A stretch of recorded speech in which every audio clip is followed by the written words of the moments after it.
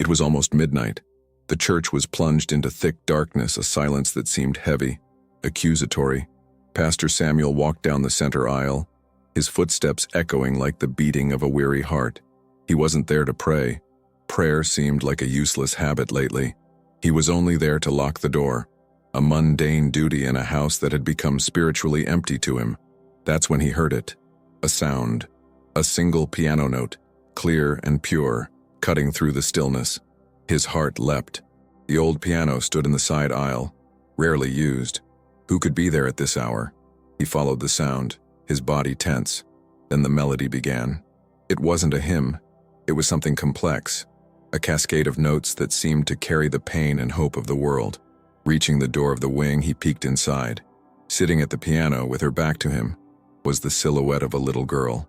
Her fingers, almost a blur, danced across the keys, and the sound that came from that old instrument was so overwhelming, so full of raw divine beauty, that Pastor Samuel had to lean against the doorframe, for the air left him, and his heart, for a moment, seemed to stop beating. Hello? From which city are you listening to us right now? Your presence is important to us. If you want to find out who the mysterious girl was and how the music she played in the darkness of an empty church rekindled the soul of a man who had lost his faith, stay here. Subscribe to our channel, because this is a story about the miracles that happen when we stop to truly listen. To understand the impact that song had on Pastor Samuel, you have to understand the desert he carried inside.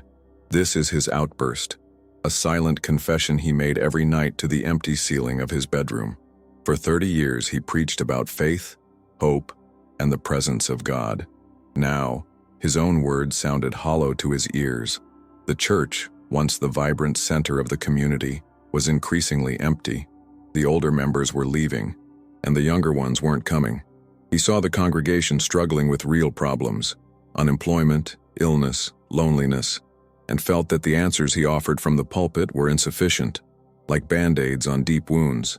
His faith, once a rock, had eroded to dust. His prayers became repetitive, mechanical. He asked for a sign, anything that would break the crushing silence between him and the God to whom he had dedicated his life. But there was no answer. He felt like an actor in a play that no longer had an audience, repeating the same lines to an empty house. The weight of being the guardian of a community's faith when his own was dying was an almost unbearable loneliness. The dark and silent church that night was not just a building. It was a perfect reflection of his soul. Before reaching this point of desolation, Pastor Samuel tried everything to rekindle the flame. These were his false hopes, his efforts to fabricate a miracle. He invested the church's meager funds in a new sound system and colored lights, trying to create more modern services that would appeal to young people. The result was a spectacle that seemed forced and empty. The hope that technology could replace transcendence proved futile. Then he tried to focus on social programs. He organized fairs, bazaars, community events. People came, ate, talked, but the following Sunday, the church pews remained empty. He realized that he was offering entertainment and charity, but he couldn't offer what people were really looking for, a genuine spiritual connection. The hope that good works could fill the void of faith also faded. Each failed attempt left him more cynical, more tired.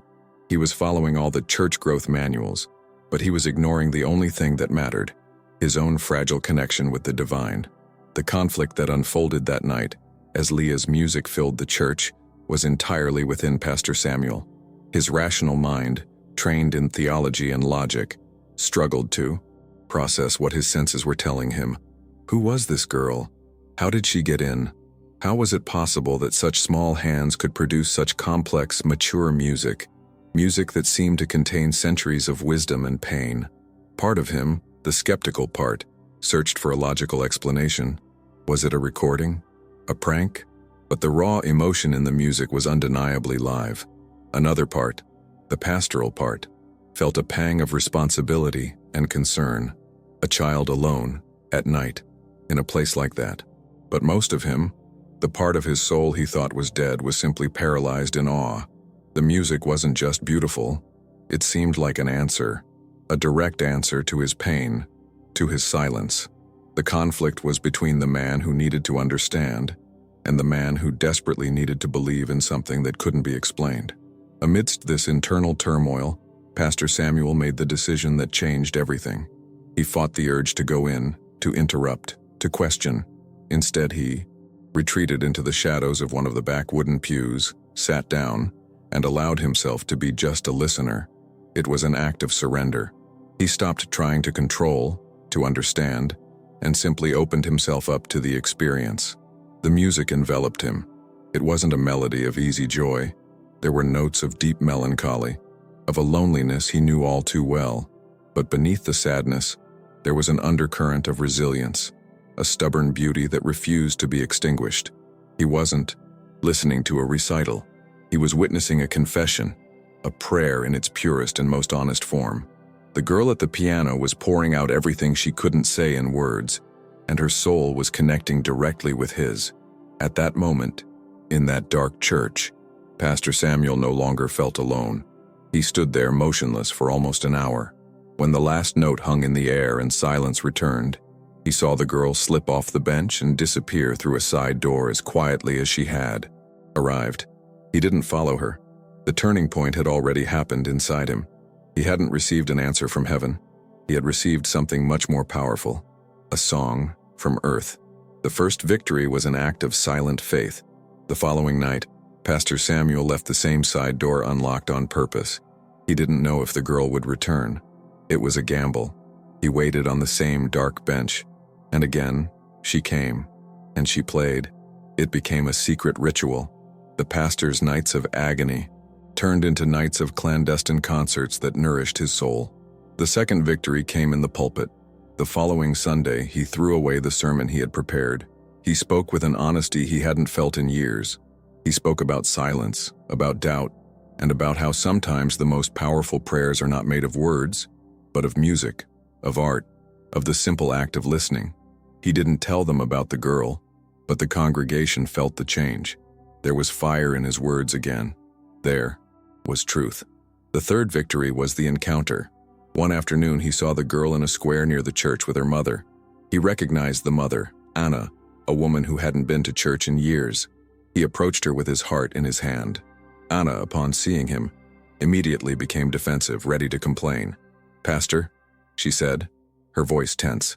But Samuel smiled, a genuine smile. "Your daughter," he began, looking at the girl, whose name was Leah. "She has a gift from God. The music she plays is the most honest prayer I've ever had the privilege of hearing." The tears that welled up in Anna's eyes were not tears of sadness. They were tears of relief she hadn't felt in a long, long time. Those words from the pastor echoed in Anna's mind for days. This is her outburst, her reflection. For years, she felt like an outcast in the community.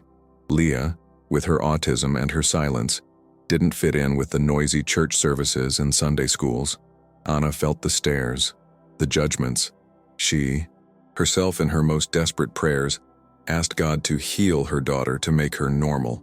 She felt that Leah's condition was a barrier, a sign that she had somehow been abandoned spiritually. But the pastor's perspective turned her world upside down. He didn't see a disabled girl or a problem. He saw a gift from God. He didn't hear a strange noise. He heard an honest prayer.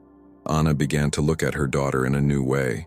The way Leah found her way to church, the way she was drawn to. The piano wasn't an escape or strange behavior. It was a calling. Her daughter wasn't silent.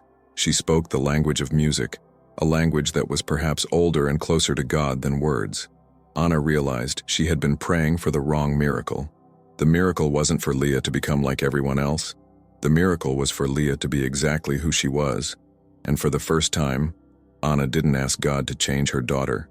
She thanked him for making her that way. The story doesn't end with Leah becoming a star or Pastor Samuel's church filling up overnight. The transformation was deeper and more real. The pastor invited Anna and Leah to church one afternoon, not for a performance but for a gathering. "Leah," he asked gently, "would you play a little for me and your mother?" With Anna's reassuring presence at her side, Leah sat down at the piano, and she played. As she played, Pastor Samuel did something he hadn't done in a long time. He sat down at the church organ, not to compete but to accompany her. He added soft, low chords, a soundscape that supported Leah's melody, enveloping her. It was a duet, a conversation between two souls who had found solace in each other. Anna watched, tears streaming down her face, not from pain, but from pure joy. Pastor Samuel's faith had not returned because of a voice from heaven. It had returned through the fingers of a girl the world had discarded. He learned that faith is not about having all the answers, but about being open to mysteries, and that sometimes to hear God's voice you just need to walk into an empty church and listen to the music playing in the darkness.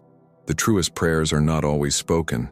Sometimes they are played on the keys of a piano in an empty church, waiting for someone with a heart quiet enough to hear. If this story touched your soul and made you think about the different forms that faith and communication can take, please like this video, leave your thoughts in the comments, and subscribe to the channel. Your interaction helps us spread these messages of hope. Someone somewhere may need this melody today.